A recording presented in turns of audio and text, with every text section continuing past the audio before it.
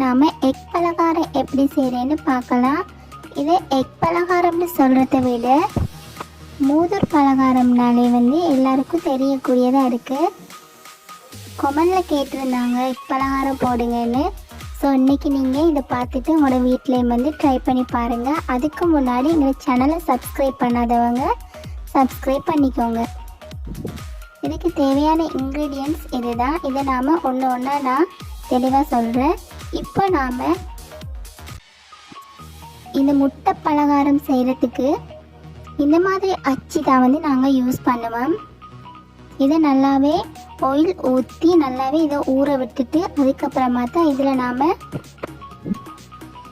இந்த முட்டை பலகாரம் செஞ்சுக்குவோம். நார்மலாக நாம் வீட்டில் யூஸ் பண்ணுற ஆயிலை இதுக்கு நாம் யூஸ் பண்ணிக்கலாம். இப்போ நான் இதுக்கு 6 முட்டை எடுத்திருக்கிறேன். 6 முட்டைக்கு 1.5 கப் அளவுக்கு அரிசி மாவு எடுத்துக்க போகிறேன். 1 கப்போட அளவு பார்த்தோம்னா 1/4 கிலோ அளவுக்கு மாவு வரும். 1.5 கப்புங்கிறது 1/4 கிலோவில் அரைவாசியும் 1/4 கிலோவும். இப்போ இந்த மாவு நான் வீட்டில் ரெடி பண்ண மாவு தான். இது நல்லாவே அரைச்சி எடுத்துக்கோங்க. அடுத்தது சீனியும் அதே அளவு தான் நாம் எடுத்துக்க போகிறோம். எந்த அளவுக்கு மாவு எடுக்கிறோமோ அந்த அளவுக்கு தான் சீனியும் எடுத்துக்க போகிறேன். இப்போ அதை நீங்கள் நல்லா கிரைண்டரில் அரைச்சி எடுத்துக்கோங்க, பவுடர் பண்ணி. அப்போ தான் நமக்கு நல்ல ஷேப்பான எக் பலகாரம் கிடைக்கும். அடுத்தது நான் சீரகம் இதை லைட்டாக வறுத்துட்டு இடித்து எடுத்திருக்கிறேன். இந்த மாதிரி நீங்கள் பவுடர் பண்ணி அரைச்சி எடுத்துக்கோங்க. அடுத்தது நாம் வீட்டில் யூஸ் பண்ண நார்மல் தேங்காய் எண்ணெயை நாம் யூஸ் பண்ணிக்கலாம்.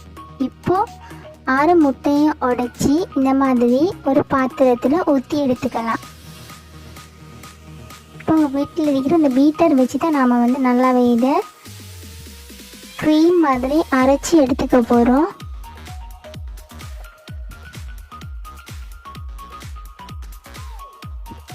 இந்த அளவுக்கு முட்டையை நல்லாவே பீட் பண்ணி எடுத்துக்கோங்க. விட்டு விட்டு பீட் பண்ணுங்க.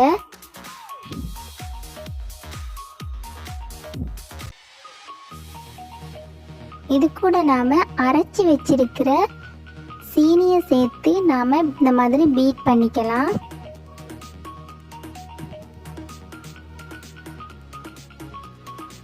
கொஞ்சம் கொஞ்சமாக சேர்த்து நாம் இந்த மாதிரி இந்த முட்டை கூட நாம் நல்லாவே கலந்து வர மாதிரி பீட் பண்ணிக்கலாம். அப்படி இல்லைன்னா நீங்கள் ஒரே அடிக்கு சீனி அதில் கொட்டி இந்த மாதிரி ஒரு ஸ்பூன் வச்சு நல்லாவே கலந்து விட்டுட்டு அதுக்கப்புறமா நீங்கள் பீட் பண்ணிக்கோங்க.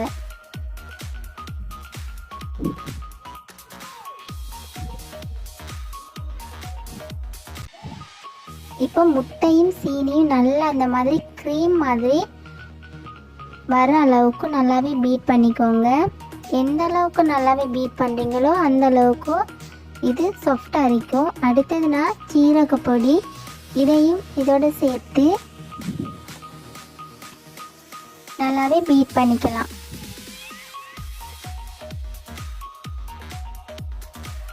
இது 1 ஸ்பூன் அளவுக்கு எடுத்தாலே போதும். அப்படி இல்லைன்னா நீங்கள் ஏலக்காவை கூட நீங்கள் லைட்டாக வறுத்து அரைச்சி எடுத்துக்கலாம். இப்போ நாம் இது கூட மாவு சேர்த்து பீட் பண்ணிக்கலாம்.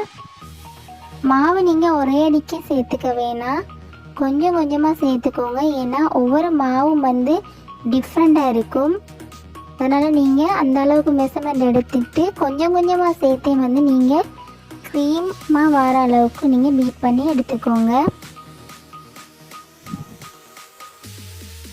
மாவு கொஞ்சம் கொஞ்சமாக சேர்க்குறதே நல்லதாக இருக்கும்.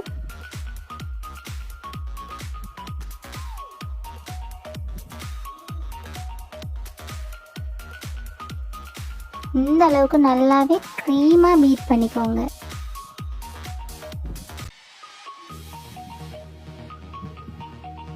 இப்போ நாம் இந்த அச்சியில் ஆயில் சேர்த்து ஊற விட்டுக்கலாம். இது நான் எப்போவுமே யூஸ் பண்ணுறது, அதனால் ஊற விட தேவையில்லை. இந்த அளவுக்கு நீங்கள் ஆயிலை இந்த மாதிரியே நீங்கள் ஊற்றி அப்ளை பண்ணிக்கோங்க. நீங்கள் அப்படி கடைகளில் புதுசாக வாங்கியிருந்தீங்கன்னு சொன்னாக்கா ஆயில் ஊற்றி கொஞ்ச நேரம் நல்லாவே ஊற விட்டுட்டு அதுக்கப்புறமா நீங்கள் யூஸ் பண்ணிக்கலாம்.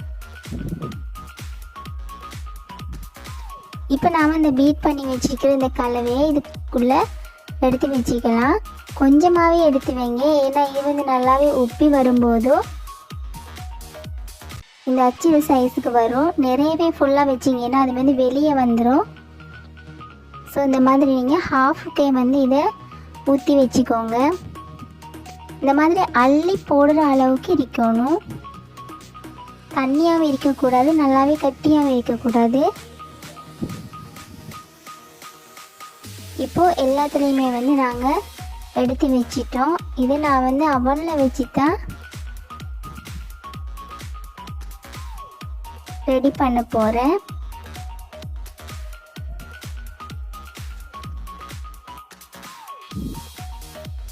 இதை அவனில் வச்சுட்டு 10 நிமிஷம், அப்படி இல்லைன்னா வந்து ஒரு 12 நிமிஷம் இந்த அளவுக்கு வச்சாலே சரியாக வரும். ஹீட் வந்து நீங்கள் 250க்கு வைங்க. சூடு மேலேயும் கீழேயும் 2 சைடும் வந்து நெருப்பு வர மாதிரியே வச்சுக்கோங்க. இப்போ பாருங்கள், இந்த மாதிரி நல்லாவே உப்பி வந்திருக்கு. இப்போ இந்த பதத்துக்கு இந்த மாதிரி கலர் வந்ததும் நீங்கள் இதை வந்து வெளியில் எடுத்துக்கலாம். இது வெளியில் எடுத்து ஒரு 5 மினிட்ஸ் வச்சாலே வந்து இது ஆறிடும். இப்போ நான் 5 மினிட்ஸுக்கு அப்புறமா இது இந்த மாதிரி கவுத்தி விட்டுக்கோங்க. இது நீங்கள் கலட்டவே தேவையில்லை, அது ஒட்டோவாக வந்து கலண்டு வந்துடும்.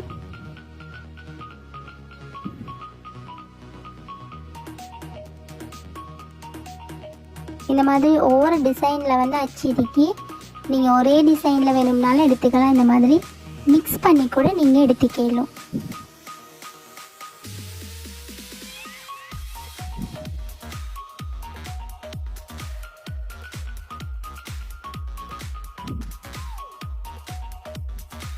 எவ்வளோ அழகாக சூப்பராக இருக்குது பாருங்கள். இது வந்து இந்த மாதிரி சாஃப்டாக இருக்கும், உடையக்கூடிய மாதிரி இருக்கும். வாயில் வச்சதும் அந்த மாதிரி சாஃப்டாக இருக்கும்.